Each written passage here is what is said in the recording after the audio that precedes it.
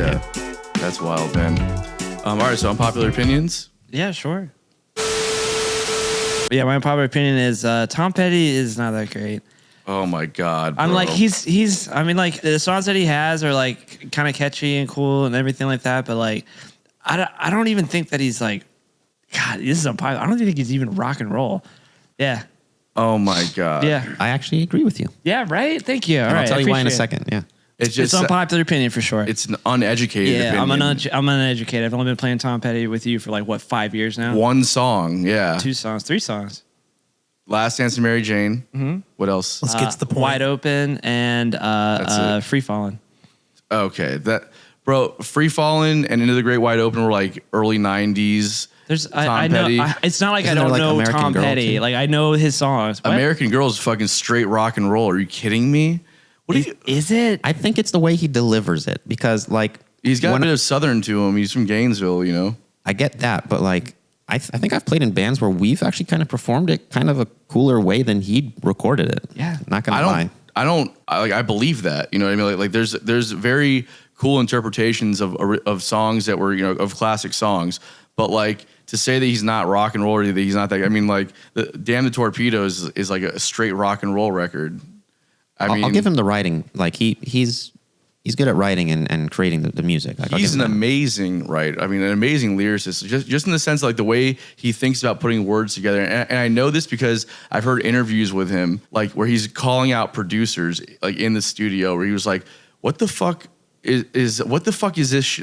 There's no thought into this lyric here. Like this is a bullshit. This is a throwaway line. This is a throwaway line. It's like it doesn't flow right. Like you wouldn't say this, you know." And calling out people like in the studio. And when I saw that, you go back and you start to like pay attention to the way he puts his words together. You're like, oh man, that was really clever. Like I Won't Back Down. Do you think I have thought about that for a long time? Yeah. He was talking about his experience with a record label and how he took them to court and then like won and basically changed the face of the music industry after that. Like he is one of the most important icons in the music industry. People don't even understand. Like beyond the music stuff, he changed the face of the business. He gave a lot more power back to the artist. He's a little soft, and I do stick by it. But I know that like you, because you're just like he's the best of all time. And I'm like, I just wouldn't listen to him like on the regular basis. No, nobody should. Nobody should. Oh gosh, that's such a crazy thing to say. I'm not trying to say that he doesn't have any good songs. He reminds me of like the kind of like the contemporary Christian version of rock and roll, because because it's everybody like it's so digestible. Like I'm serious. Like let's just pull up his discography real quick and just call out some of the fucking iconic bangers that man wrote. He's recorded through St. Augustine, I believe. There's a studio I've been to called Retrophonics. Yeah, I've heard of them. And I've been in there, I recorded, and he said that he's got some secret tapes there like Tom Petty that's like not released. I've heard. Probably and also from, like back in the day though, when there was like Mud Crutch is what it was. Yeah, his first band. Yeah, that is a killing rock band. Yeah, my mom also cleans his daughter's house. Fun fact. Oh, really? Yes. Interesting. Just his hits, you know what I mean? With the Heartbreakers, like that's a straight rock and roll band, man. With the Heartbreakers, yeah, that's. What's the song off of that? The Heartbreak. That's his band, the Heartbreakers. No, what's the song that he Breakdown? Yeah, that's a good one too. Breakdown. American Here we go. Girl. Yeah. Don't Do Me Like That. Refugee. I Need to Know. Oh my God, what a Refugee! Come on. Yeah, Refugee. Change of Heart. Oh, You Got Here Comes My Lucky Girl. Yeah. Oh my God. Yeah, You Got Lucky. That's a great one. Bro, are you kidding me? Don't Come Around Here No More. Great, great song. Runaway Trains. Running Down a Dream. Oh my God. So Free Fallin' obviously is a banger. Yeah. Anyways, like it's just so much great. It's material. unpopular for sure. Yeah. Right. And it's an opinion also. So Well, you know. All right. So let's do my unpopular. yeah. What do you opinion. got? People who say I like every style of music except insert genre are closed-minded across the board. Your willingness to shut down an entire genre of music probably manifests itself in various aspects of your life. If you'll shut down an entire genre of music, what else are you unwilling to entertain? That was a real drunk high thought one night. Yeah, I was about to say. Oh, that's a tough one. That's a big one. Yeah, Like it's a a big manifesto. one. The point overall being that if you're willing to just discard an entire genre of music, what else in your life are you willing to just completely discard, like without like just giving it a try. My first child. It's my my offering. You did your first child? Yeah. Rumpelstiltskin. Yeah.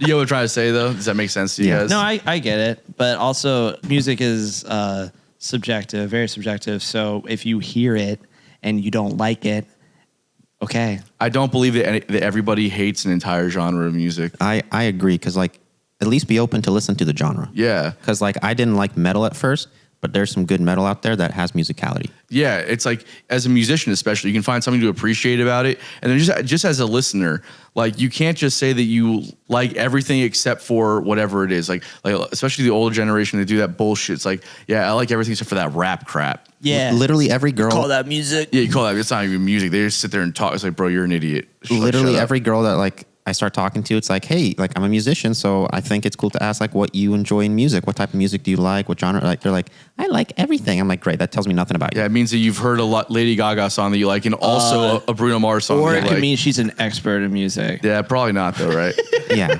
And that, but you know, as a musician, that is an important question to ask. Honestly, it's a qualifier question. Yeah. It really has an impact on the relationship as a musician. Like somebody who listens to music like for real, like you're. There's this girl, okay? Her name starts with a D. I won't say the rest of her name, right? She lives in Michigan, I believe. Or Oh, I know who north. you're talking about. Oh, yeah. Don't worry. I'll tell her that you said hi. Okay. Thanks.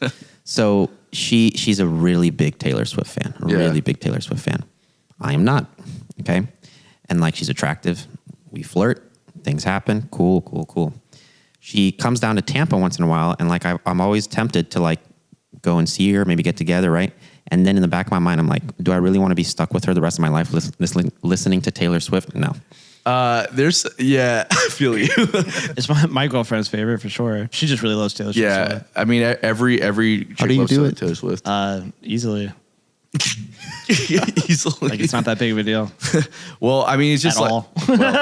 To me, anyways. Cool. I mean, like, it doesn't bother me if they like things that I don't like, right? Not everything has to match, yeah. Yeah, but if there has to be some kind of commonality, and also like you should be willing to Appreciate the other stuff. yeah, and like at least hear, like listen to what I want to listen to as well, you know. But like, this girl's obsessed, though. Like, she's been to, like, in front of Taylor Swift's house before. yeah, that's Whoa. fucking weird. You don't want to hang out with that. How's she chick. know where she lives? That's weird. She's a psychopath. Well, All right, what's your unpopular opinion? You don't have to smoke or drink alcohol to have a good time at an event or a party. And I've personally struggled this being a musician. So growing up, when I first moved here to Florida, I joined that band, Big Logic and the Truth Serum, and they were really the first band that kind of opened my eyes because they were so respectful. Like, they would do what they had to do, right? And they wouldn't peer pressure me. They wouldn't, try to get me to do anything.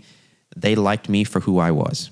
And that showed me the light at the end of the tunnel, gave me hope. And that's what I have been searching for in the other people that I play with and work with from then on. So I don't know if you guys had similar experiences. it's the thing, just peer pressure in general. Just like, how old are you?